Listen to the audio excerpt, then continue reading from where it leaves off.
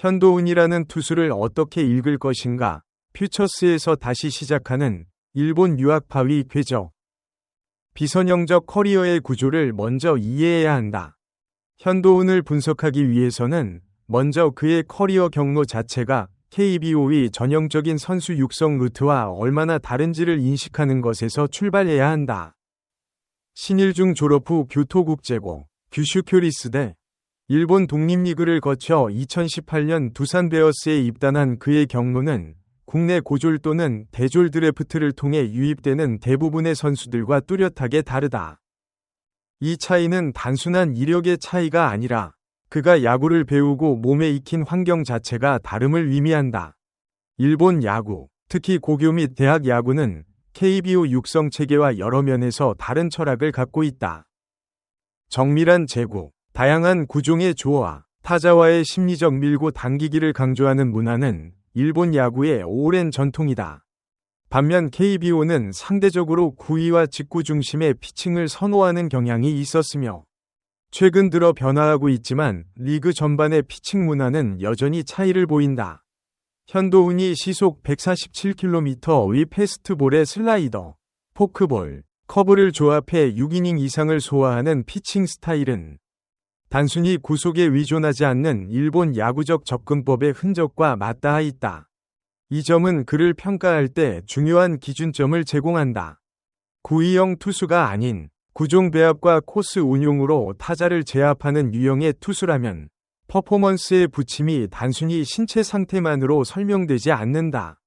상대 타자의 데이터 축적, 배터리 호흡, 게임 상황 판단 같은 맥락적 요소들이 복합적으로 개입한다.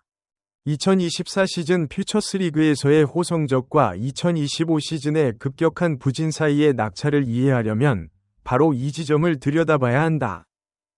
2024년과 2025년 사이의 낙차, 무엇이 달라졌나?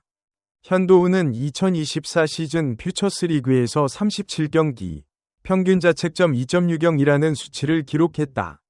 5승 5패라는 평범해 보이는 승패 기록 뒤에 8세이브 4홀드가 붙어 있다는 것은 그가 선발과 구원 양쪽을 소화하며 팀 내 신뢰를 쌓았음을 의미한다. 평균 자책점 2.60은 퓨처스리그 기준으로 결코 낮지 않은 수준의 성과다. 그런데 2025 시즌에는 27경기 평균 자책점 9.36이라는 전혀 다른 수치가 나왔다. 이 낙차는 단순한 부진이라기보다는 어떤 구조적 변화가 개입했을 가능성을 시사한다. 물론 부상, 신체 컨디션의 문제일 수 있다. 그러나 구종 배합과 제구에 의존하는 투수가 갑작스럽게 이 정도 수준의 평균 자책점 급등을 경험한다면 신체적 요인 외에도 몇 가지 가능성을 함께 고려해야 한다. 첫 번째는 상대 타자들의 적응이다. 퓨처스 리그는 같은 리그 내에서 반복 대면이 많기 때문에 특정 투수에 대한 정보가 빠르게 공유된다. 다양한 구종을 조합하는 투수일수록 패턴이 한번 노출되면 상대가 적응하는 속도도 빠르다. 두 번째는 배터리 호흡의 변화 가능성이다. 이날 경기에서 현도훈 본인이 박재엽이 사인을 내는 대로 좋은 결과가 있었다고 언급한 것은 배터리 호흡이 그의 피칭에 얼마나 중요한 변수인지를 드러낸다. 포수가 바뀌거나 사인 체계가 달라지면 그 영향이 다른 유형의 투수보다 더 크게 나타날 수 있다. 세 번째는 역할 혼선이다. 선발과 구원을 오가는 투수는 체력 안배와 피칭 설계 면에서 어려움을 겪는 경우가 많다. 이 세 가지는 모두 추론이며 어느 하나도 확정적인 원인으로 지목할 수 없다.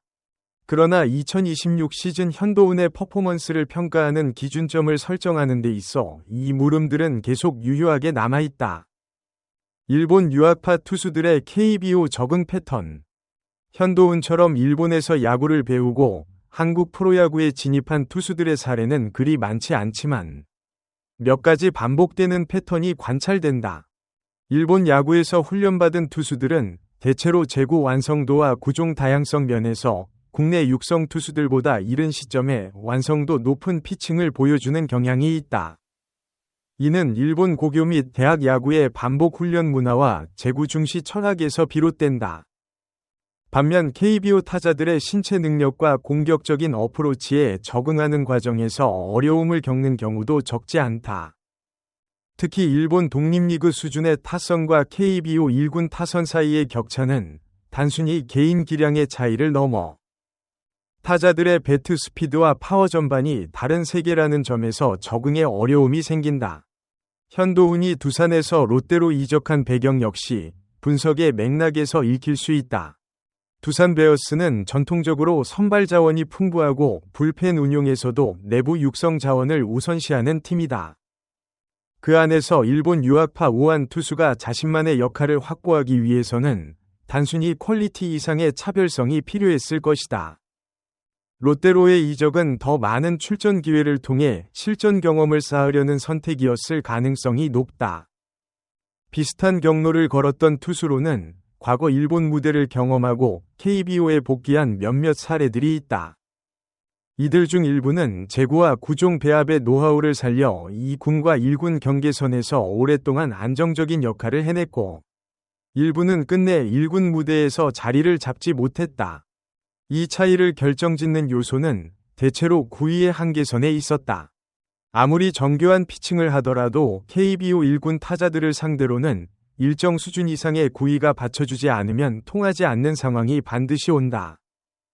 현도훈의 시속 147km 패스트볼은 이 구위 기준선에서 어느 위치에 있는가? 이것이 그의 1군 가능성을 판단하는 가장 핵심적인 질문이다. 베테랑 타자를 상대하는 방식, 전략적 피칭의 단면. 이날 경기에서 눈여겨볼 장면은 현도훈이 92홈런의 거포 김동엽을 상대한 방식이다. 현도훈 본인은 힘도 좋아서 실투를 던지면 크게 맞겠다는 생각에 도망갔다고 표현했다. 이 발언에는 중요한 피칭 철학이 담겨 있다. 구위와 배짱으로 정면 승부를 택하는 투수와 상대의 강점을 인식하고 그것을 피해가는 투수 사이의 차이는 단순히 스타일의 문제가 아니다. 전자는 자신의 구위에 대한 절대적 신뢰가 필요하고, 후자는 정밀한 코스 운용과 배터리와의 소통이 필수다. 현도훈은 명백히 후자의 유형이다. 그리고 이 유형의 투수가 퓨처스리그에서 성공을 거두는 것과 1군에서 통하는 것 사이에는 넘어야 할 벽이 있다. 1군 타자들은 의도적으로 코스를 피하는 투수의 패턴을 읽어내는 능력이 훨씬 뛰어나다. 코너워크에 의존하는 투수가 스트라이크 존을 의도적으로 피하기 시작하면 경험 많은 타자들은 볼넷을 선택하거나 오히려 역이용한다. 현도훈이 김동엽에게 볼넷을 허용한 것도 이 맥락에서 이해할 수 있다.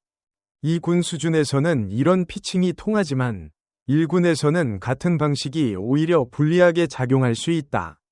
반면 알렉스 홀에 대해서는 전력 분석팀의 정보를 활용하고 배터리와 충분히 소통한 결과 효과적으로 처리했다고 밝혔다. 이 차이, 즉 충분히 정보가 있는 타자에게는 효과적이지만 단순히 피하는 전략으로 대응해야 할 때는 볼넷이라는 결과가 나오는 패턴은 앞으로 관찰해야 할 중요한 지점이다. 코치와의 소통이 드러내는 투수의 내면. 경기 후 인터뷰에서 현도훈이 김현욱 코치님이 1이닝만 더, 한 타자만 더라고 하시면 다 듣고 있다고 말한 부분은 흥미롭다. 이는 단순한 미담이 아니라 그의 피칭 심리에 대한 단서를 제공한다. 구종 배합형 투수, 특히 정교한 피칭에 의존하는 선수들은 자신에 대한 신뢰가 흔들리는 순간 급격히 무너지는 경향이 있다. 코치와의 신뢰관계가 그 흔들림을 잡아주는 심리적 지지대 역할을 한다. 현도훈이 쓰레기를 주워서 운이 따르는 것 같다고 겸손하게 표현한 것도 자신의 퍼포먼스를 과대평가하지 않으려는 심리적 균형 감각으로 읽힌다.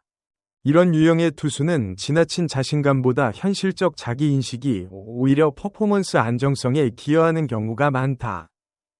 그러나 다른 각도에서 보면 코치의 말에 절대적으로 의존하는 피칭이 코치 부재 상황이나 낯선 환경에서는 취약점으로 작용할 수도 있다. 1군 마운드에서는 더 즉각적인 자기 판단이 요구되는 상황이 자주 온다. 그 순간에 현도훈이 어떻게 반응하느냐는 여전히 미지수로 남아있다.